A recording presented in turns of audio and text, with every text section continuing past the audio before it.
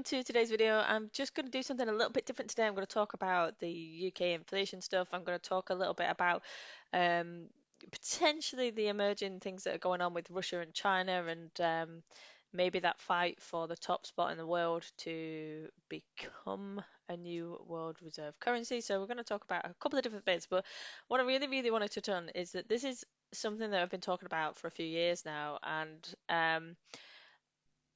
it's now starting to hit people, and this is what Relentless is about, is we're trying to educate people on this stuff before it happens, right? So I'm going to just show you a couple of bits of things that I've either done, and I'm going to show you a quick clip from the former Bank of England as well, Lord King, where he's talking about, central banks, he believes, that have made mistakes through this pandemic, which is contributing to the inflation at the moment.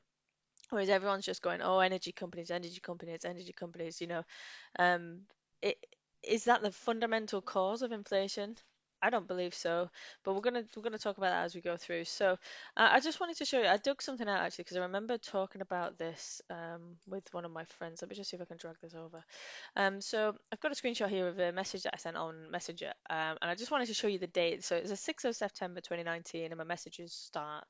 That's a lie, though. They don't want it to. So let me just bring this over. So, like I said, this was the 3rd of September 2019, and this is the message here. I said, haha, that's a lie though. They don't want it to keep moving, really. Like you said, introducing stuff like that. It is really worrying what's going on at the minute, and I do think in the next 18 to 24 months, there's going to be a repeat of the 2008 market crash, particularly in the USA. And then I went off, we were talking about how we're too old for our bodies at the moment with hamstrings and Achilles and injuries and all that stuff. But this is the main bit that I was talking about. So back in September 2019, so 3 years ago, I'm saying I'm predicting this. This is way before COVID.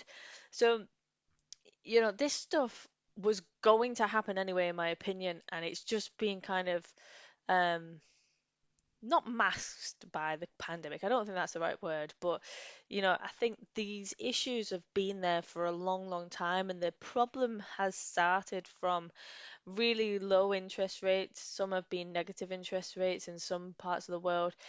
So the economies have not been, they've had really rubbish policies in terms of interest rates, but I'm not going to go into that because it's too high level. But that's what I'm saying now on screen is I'm saying this was a problem way before the pandemic, and this was going to happen. The crash. Everybody who's either bought a house or anything like that recently, you can see, you look at houses yourself on the market, you go, that's crazy. How is that worth that much? And this is building up to this big, massive bubble, in my opinion, that's about to have a catastrophic crash. And like I said, I was predicting that almost 3 years ago, September 2019. This is a video that I pulled together in August 2020, so this is 2 years old. So I just played this really short clip.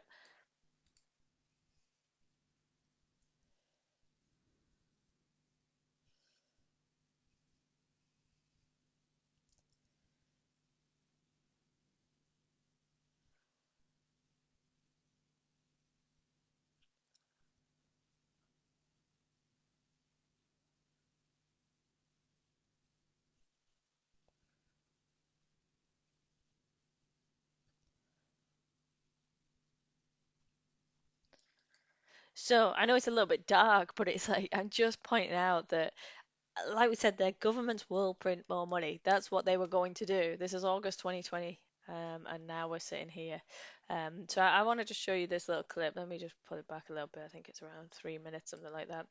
And this is Lord King then talking about what he thinks is contributing to inflation at the moment. And there's a real parallel to that now, in which I think there are mistaken ideas floating around in the central banking world, compounded now by bad luck after the Russian invasion of Ukraine. When you say mistaken ideas? So I think the mistaken ideas are twofold, really, at present. The first is that people, I think, decided that when the pandemic hit, because output in the economy contracted, the right thing to do was to print a lot more money to stimulate spending, to try and bring demand back up.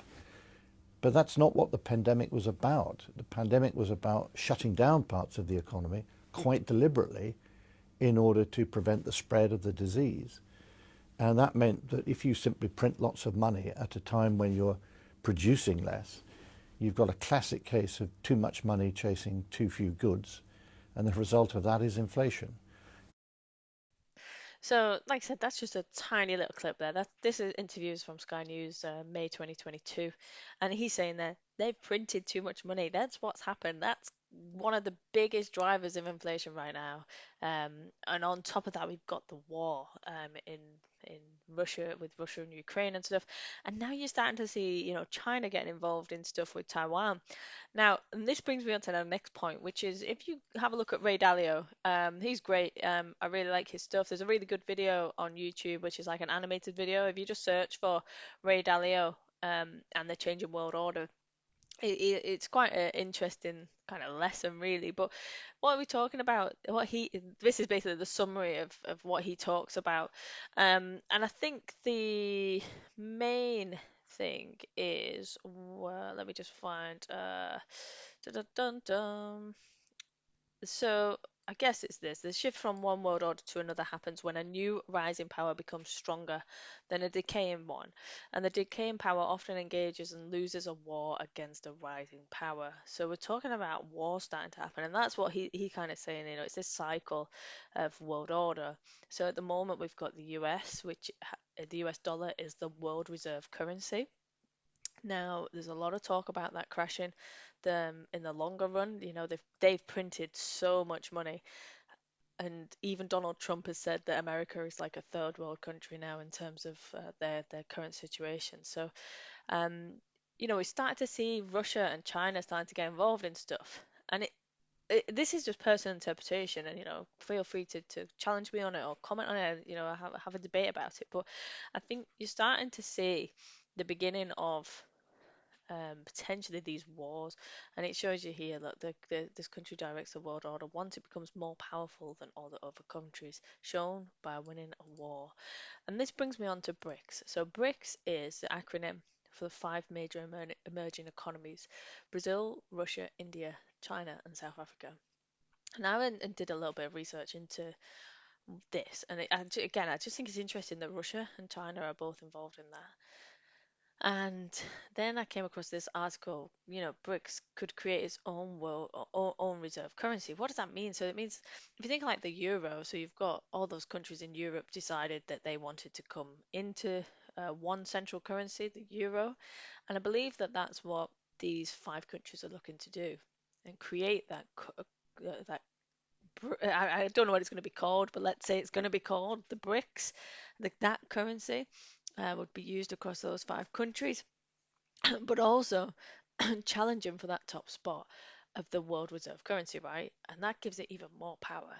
Um, and then what I started to dig a little bit further into it, I was looking at the gold reserves, right? And gold reserves, obviously, if you're going to become the world reserve currency, people need to have confidence in your actual currency because they need to know that you've got wealth kind of behind it and they're not just um, buying and investing in your currency off like speculation kind of thing. So if those countries are rich in terms of asset rich with gold, for example, then again it gives them more weight. And what was really interesting is you can see the US currently has the most gold in the world, rightly so, and it's way ahead of any other country. But if you start to look at, say, Russia, and this is they've been increasing their gold reserves over the last 25 years. So interesting, right? China, let's just take a quick look at them. 25 years. They've been increasing their gold reserves. India, let's have a look at them. I think they've been doing the same. So yeah, they've been doing the same. So that just shows you that kind of thingy, that kind of mindset from those countries. That they're the only ones that are really gaining in terms of growing their gold reserves. The US has declined in the last 25 years. I mean, if I look at the UK, we've done the same. We're not interested in, being rich with gold. I think there's one that's got the euro area. Oh yeah, euro area. So we look at the full euro area, exactly the same. Drops off. There's a couple of countries that are like individuals, so Italy, France. Um, oh, they've not done anything. That's Italy. Let's look at France. But yeah, it's just a common theme that nearly m most of these countries in like, the US, Euro, the UK, all their gold reserves have just been dropping over the last 25 years. Whereas Russia, your China, India, this BRICS kind of potential reserve currency, they're all growing their gold reserves. And then if you look at the numbers collectively, you think actually, you know, they're not going to be far off having enough to kind of overtake what the US has, right?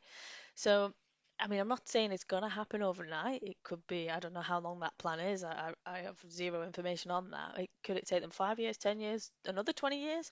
I'm not sure. But the point is that they're probably building up to this kind of level. But either way, collectively, they've got more than the euro. So I don't know why. I can't see why um, they couldn't challenge to just do that reserve currency anyway and then challenge for that top spot at some point in the future. But I just thought it was really interesting to see that, these things are happening and it is interesting as well as quite a scary time at the moment, I think, for a lot of people. But in terms of education, and that's what Relentless is about, is we're trying to educate people in terms of, okay, what's going on in the world? Can you prepare for this? And, that's what we've been doing over the last few years is learning how to trade foreign exchange, learning more about cryptos, learning more about creating passive income streams and um, different softwares and all that kind of stuff that could potentially trade your money for you on your behalf. And we're still developing some stuff as well with a company. We've got a six-figure deal with another company where we're still working on creating this passive income um, software. So the I think if you're somebody who's going to be struggling and you can afford to educate yourself in terms of looking at how to trade forex with us, it's definitely an option. We've tried to make it as affordable as we can. We've dropped the price to £50 a month, and if it's not for you, it's not for you. But at least you've given it a try if it is something that you're potentially interested in, and hopefully we can help to get you to a stage where you can start to capitalize on these situations when times are hard. If we can trade the foreign exchange market, regardless of which direction a currency is going in, and make money from that, then I think it's definitely an option for people, and that's what we're trying to just get across is help to educate everybody because I believe this stuff should be spoken about a lot more. Um, to the wider population. So, if you've got any questions or anything, or like I said, if you've got any comments on what I've gone through today, if you've got anything to add, then please, just let me know. Let's have a chat. Interested to see everybody's thoughts on it and what they think's going to happen. But like I said, I've been forecasting this for quite some time now, even before the pandemic. So, thanks for watching anyway. If you got to the end, and hopefully it wasn't too boring.